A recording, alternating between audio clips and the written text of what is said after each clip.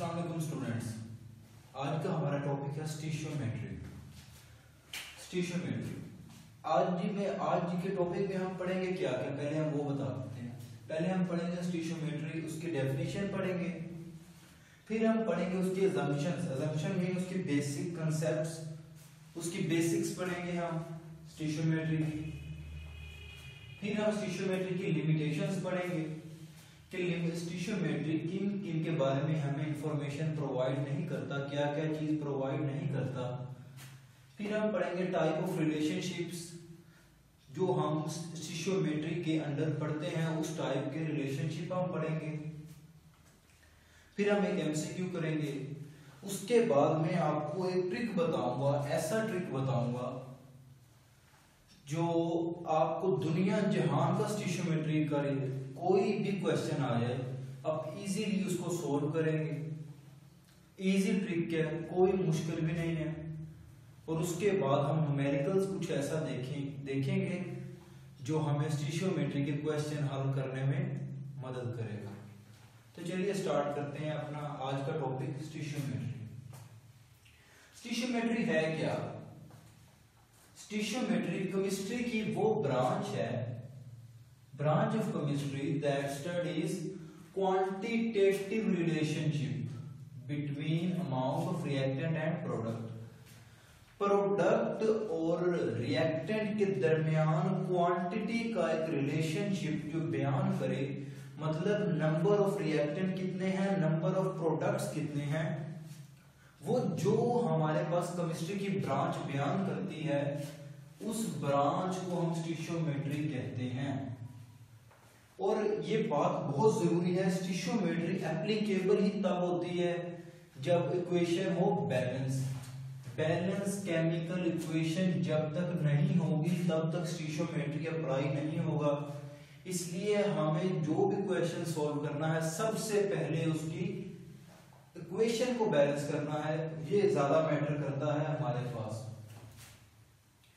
स्टीशियोमेट्री की डेफिनेशन हमने पढ़ ली, तो हम पढ़ते हैं बेसिक्स या उसकी अजम्पशंस स्टीशियोमेट्री की क्या है, कि हम क्या क्या कौन सी ऐसी बेस है जिस पर स्टीशियोमेट्री डिपेंड करती है। वो ये है कि all reactant completely convert into product, all reactants convert into product, कि जितने भी रिएक्टेंट हमने लिए थे वो सब के सब प्रोडक्ट में चेंज हो गए। स्टीशियोमेट्री में जितने भी रिएक्टेंट हमने लिए वो प्रोडक्ट के अंदर तब्दील हो गए। मतलब कोई भी रिएक्शन, मतलब के रिएक्शन इरिवर्सिबल है, मतलब के जो प्रोडक्ट है वो वापस रिएक्टेंट में कन्वर्ट नहीं हुआ। जितने भी रिएक्टेंट थे वो प्रोडक्ट के अंदर कन्वर्ट हो गए। Reaction is irreversible, reaction reversible नहीं है, इरिवर्सिबल है रिएक्शन। दूसरी असम्पशन क्या है कि नो साइड रिएक्शन, कि कोई भी बाई प्रोडक्ट नहीं बनेगी, कोई भी साइड रिएक्शन नहीं होगा। जो रिएक्टेंट हमने लिए हैं उनसे कोई भी बाई प्रोडक्ट नहीं बनेगी। और तीसरा असम्पशन क्या है कि दो लॉज हैं, law of conservation of mass and law of definite proportion. दो लॉज एप्लीकेबल होते हैं, मतलब law of conservation of mass and law of definite proportion. Law of conservation of मास क्या है? लॉ ऑफ कंजर्वेशन ऑफ मास ये है कि अगर हम 2 ग्राम वाटर के लें, 2 ग्राम हाइड्रोजन के लें, हाइड्रोजन के 2 ग्राम लें और ऑक्सीजन के हम 16 ग्राम लें, तो जो हमारे पास प्रोडक्ट बनेगा, वाटर बनेगा, उसका होगा 18 ग्राम। मतलब इन दोनों के मास को आप जमा कर लो तो ये वाला मास बनेगा। ये है हमारे पास law of conservation of mass. और लॉ ऑफ डेफिनेट प्रोपोर्शन क्या है? लॉ ऑफ डेफिनेट प्रोपोर्शन है कि ये देखिए, अगर इसको हम बैलेंस करें तो 2H2 ये बनेगा, यहां पे भी 2 वाटर के आ जाएंगे। समझाने का मतलब है कि अगर लॉ ऑफ कंजर्वेशन ऑफ मास की बात करें तो हमारे पास मास सेम रहेगा, लेकिन अगर लॉ ऑफ डेफिनेट प्रोपोर्शन की बात करें तो उसके अंदर हमारे पास ये देखें, यहां पे हम देख सकते हैं कि हाइड्रोजन और ऑक्सीजन के अंदर रेशियो 2:1 है और अगर तो हाइड्रोजन इस रेशो के साथ ऑक्सीजन के साथ रिएक्ट करता है तो वाटर बनेगा।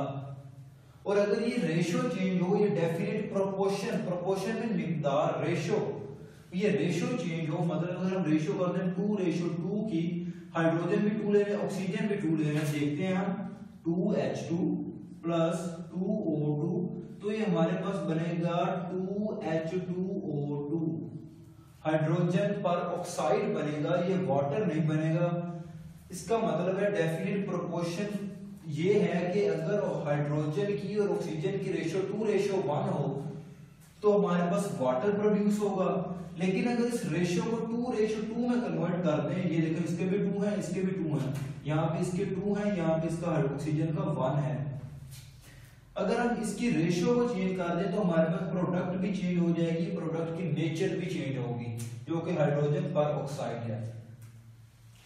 इस बेसिक असम्पशंस के बाद हम देखते हैं कुछ लिमिटेशंस जो कि स्टिशियोमेट्री हमें किस चीज के बारे में नहीं बताता।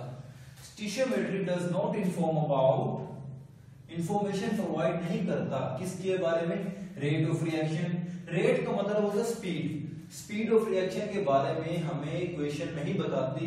ये कोई भी इक्वेशन देख लें आप, इस इक्वेशन से देखें, आपको ये नहीं पता लग रहा कि कितनी स्पीड के अंदर वाटर बन रहा है, ये इसकी पहली लिमिटेशन है। मैकेनिज्म ऑफ रिएक्शन, हमें इस इक्वेशन को देख के, ये इक्वेशन देखें, अगर हम 2H2 plus oxygen combine to form 2H2O, इस इक्वेशन को देख के हमें पता नहीं लग रहा कि इसका रेट कितना है, रेट में इसकी वेलोसिटी कितनी है, उसकी स्पीड कितनी है, ये हमें नहीं पता लग रहा। इस इक्वेशन को देख के हमें नहीं पता लग रहा कि उसका मैकेनिज्म क्या है, पीछे क्या मैकेनिज्म हुआ है कि वाटर बना। इस इक्वेशन को देख के हमें कुछ नहीं पता लग रहा। हमें कंडीशन के बारे में नहीं बताता, हमें ये नहीं बताता कि हाइड्रोजन गैस में थी, हाइड्रोजन लिक्विड थी, हाइड्रोजन सॉलिड थी। ये इक्वेशन देख के हमें नहीं पता लग रहा। तीसरी लिमिटेशन उसकी है कि ये कंडीशन ऑफ रिएक्शन के बारे में नहीं बताता। और चौथी इक्वेशन है कि फिजिकल स्टेट ऑफ रिएक्शन के बारे में भी नहीं बताता कि रिएक्शन की फिजिकल स्टेट क्या है। ये 4 लिमिटेशन है कि हमें स्टिशियोमेट्री किस इन चीजों के बारे में नहीं बताता। वो क्या क्या है, rate of reaction, mechanism of reaction, condition of reaction and the physical state of reaction. अब हम कुछ रिलेशनशिप्स की बात करते हैं। रिलेशनशिप वो रिलेशनशिप जो हमने स्टिशियोमेट्री के अंदर स्टडी करने होते हैं। कौन से रिलेशन है, वो है हमारे पास मैस रिलेशनशिप, कि हमें मैस दिया होगा, हमने मैस ही फाइंड करना है। एक कंपाउंड का हमें मैस दिया है, एक मॉलिक्यूल का हमें मैस दिया है, लाइक हाइड्रोजन का, वो कहता है हाइड्रोजन का 2 ग्राम मैस दिया है, और हमें वाटर का मैस फाइंड करना है। वाटर का हमें फाइंड करना है मैस एक चीज का हमें मैस दिया होगा, दूसरे का कहेगा कि मैस फाइंड करो। या ऐसा हो सकता है वो एक का हमें मैस दे और दूसरे का हमसे वॉल्यूम पूछ ले, फिर हम उसको कन्वर्ट करेंगे।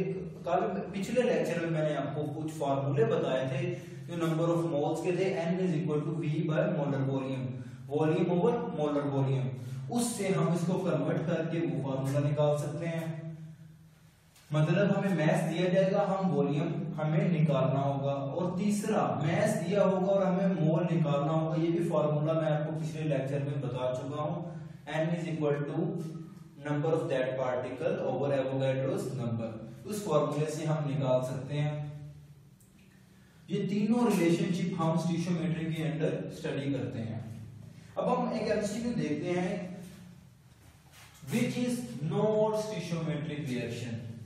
अब हमें पता करना है कि कौन सा रिएक्शन है जो स्टिशियोमेट्रिक नहीं है। पहला हम देखते हैं option, PCl5 convert into PCl3 plus Cl2। सब बातें सही हैं, हमें सिर्फ ये देखना है कि लिमिटेशन के अंदर कोई चीज आ तो नहीं रही अंदर। पहली, हमें रेट के बारे में नहीं बताता, हमें फिजिकल स्टेट के बारे में नहीं बताता। फिजिकल स्टेट मतलब रिएक्शन रिवर्सिबल है या इरिवर्सिबल है। ये देखिए यहां से हमें पता लग रहा है कि रिएक्शन इरिवर्सिबल नहीं है, रिवर्सिबल रिएक्शन है।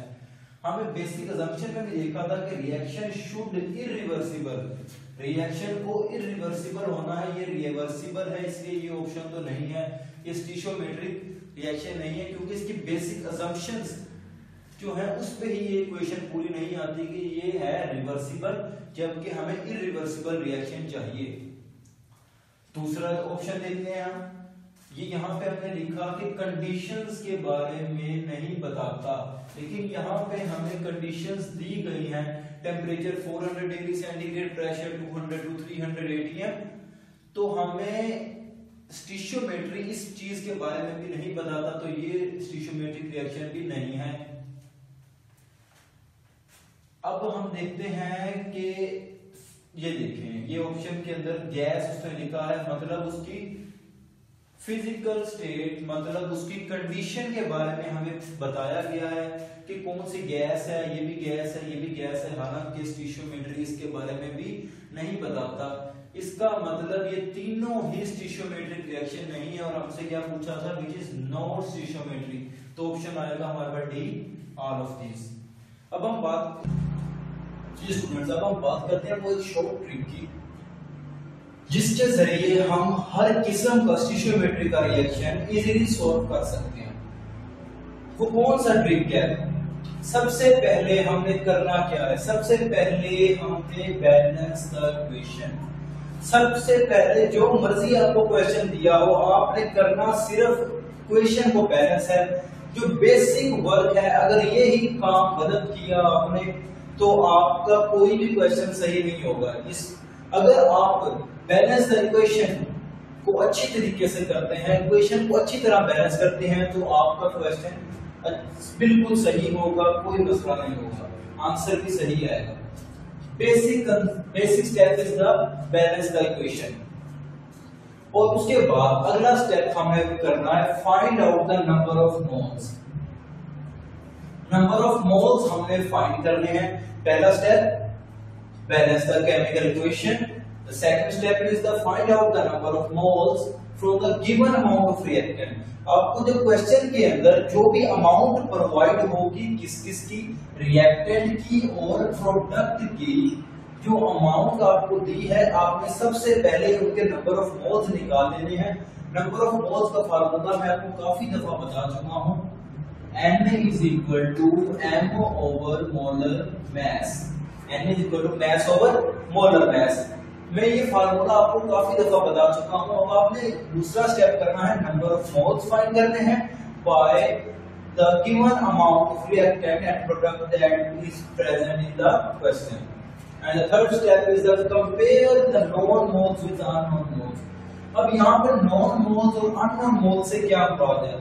नॉन मोल्स से मुराद है वो नंबर ऑफ मोल्स जो आपने निकाले हैं उस अमाउंट से, जो रिएक्टेंट और प्रोडक्ट की आपको मैस दिया था, आपने उससे नंबर ऑफ मोल्स निकाले थे, उन मोल्स को कहेंगे हम नॉन मोल्स। और वो मोल्स जो आपके पास नहीं है, आपने निकालने हैं, उन मोल्स को हम कहेंगे अननोन मोल्स। हमने इनका कंपैरिजन करना है आपस में कि नॉन मोल्स का और अननोन मोल्स का आपस में जब कंपैरिजन होगा तो फिर हमारे पास आंसर आएगा। और लास्ट स्टेप जो हमने करना है कि जो हमें नॉन मोल्स हैं, जो हमने यहां से निकाले थे, उनको हमने उसी डिजिट पे ही डिवाइड करना है। उसी डिजिट पे डिवाइड करेंगे तो आंसर हमारे पास 1 आएगा। मतलब कन्वर्ट इनटू 1 एक बनाना है हमने, उसको नॉन मोल्स को हमने एक बनाना है। ये अगर ये 4 स्टेप कर लेते हो इजीली आप कोई भी क्वेश्चन आराम से कर सकते हो स्टीशियोमेट्री के रिलेटेड। कौन से स्टेप है? पहला step balance the chemical equation, the second one is the find out the number of moles from the given amount of reactant and product, and the third one is the compare the known moles with the unknown moles, and the last one to make the ones of the known moles। अब हम एक question करते हैं, solve करते हैं, एक numerical solve करते हैं। न्यूमेरिकल क्या है? 4 ग्राम ऑफ हाइड्रोजन, हाइड्रोजन के हमें 4 ग्राम दिए हैं, react with how much oxygen. अब यहाँ पे जो नंबर ऑफ मोल्स हम निकालेंगे हाइड्रोजन के जो निकलेंगे ये हमारे पास होंगे नॉन मोल्स, और जो ऑक्सीजन के हम निकालेंगे ये होंगे हमारे पास अननोन मोल्स।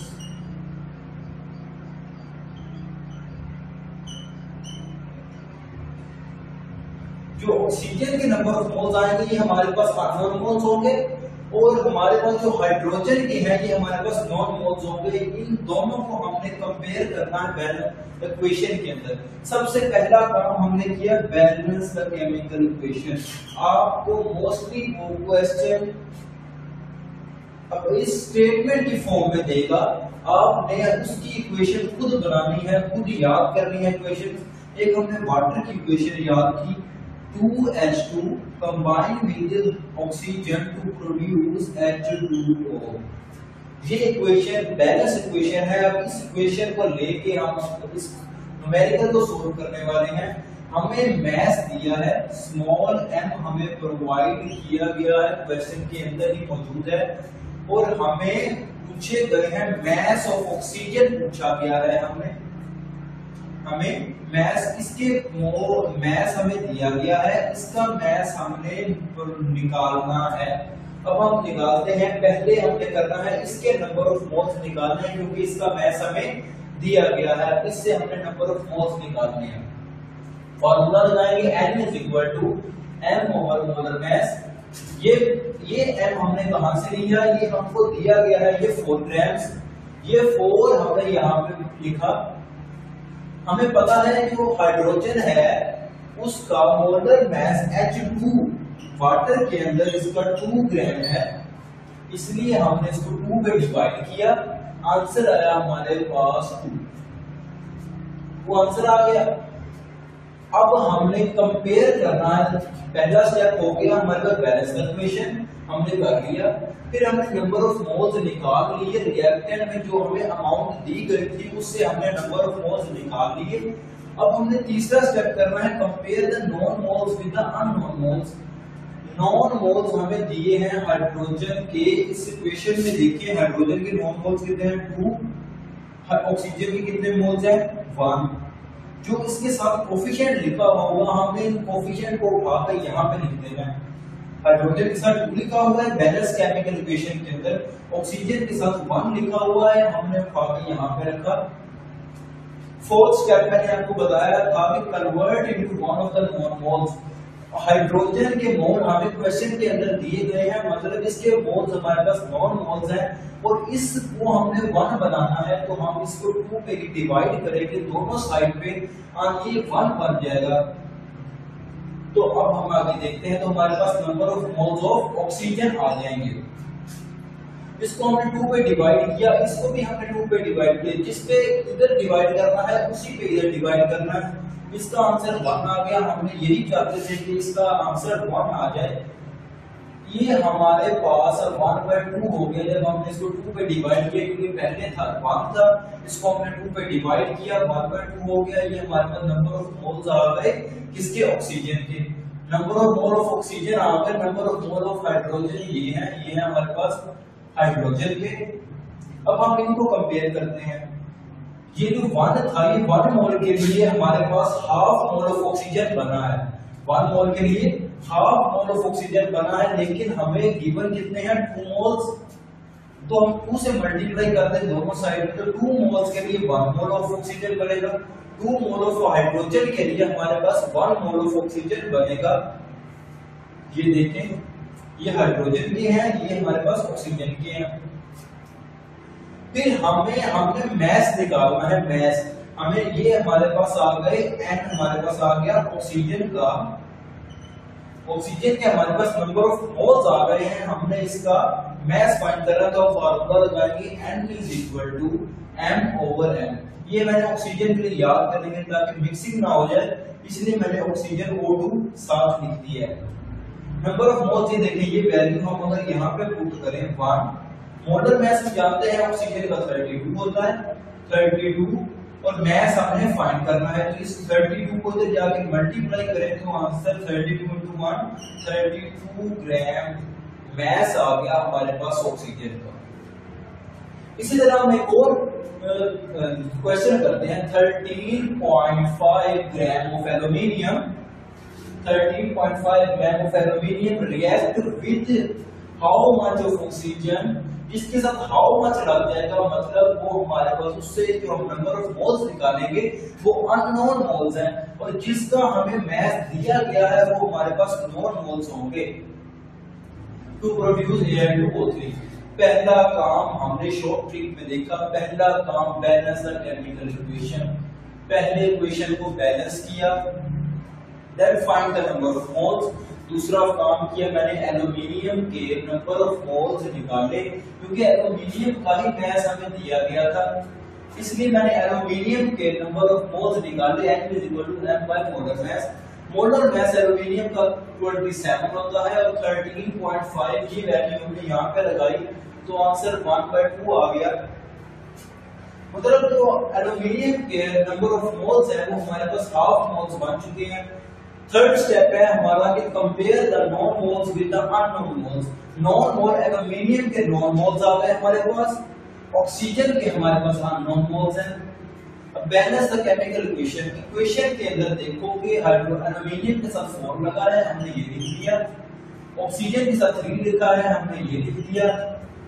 चौथा काम है हमारा कि जिसके हमें नॉन है, ये एल्यूमिनियम इस क्वेश्चन के अंदर हमारे पास नॉन है, तो हमने 4 को 4 पे भी डिवाइड किया, इधर 3 को भी 4 से भी डिवाइड करना पड़ा। 4 में डिवाइड किया, आंसर 1 आया, तो यहाँ पे 3/4 आ गया। अब एक मोल के लिए हमारे पास तो 3/2/4 बना था, लेकिन हमारे पास क्वेश्चन के अंदर देखें कि नंबर ऑफ मोल्स 1/2 है, हाफ मोल्स है, और हाफ मोल से फिर हम इसको मल्टीप्लाई करेंगे 3/4 को, तो आंसर आएगा 3/8। इसको हमने इस तरह मल्टीप्लाई किया, 1/2 को मल्टीप्लाई किया, आंसर आया 3/8। ये है हमारे पास number of moles of oxygen. अब हमने मास निकालना है, तो फार्मूला आ गया, कोई मुश्किल फार्मूला नहीं, कोई डिफरेंट फार्मूला नहीं, कोई फार्मूला मैं बार बार अप्लाई कर रहा हूँ कि मैं पहले दिन आपको बताया था, कोई फार्मूले बार बार यूज हो रहे हैं, कुछ मुश्किल नहीं है। यही ट्रिक मैंने आपको बताया था, उस दिन भी आपको 6 फार्मूले बस बताए थे नंबर ऑफ मोल्स फाइंड करने के लिए। कोई क्वेश्चन देख लो, कोई क्वेश्चन ले आओ, उन 6 न्यूमेरिकल, उन 6 फार्मूला से बाहर कोई भी न्यूमेरिकल सोल्व नहीं होगा।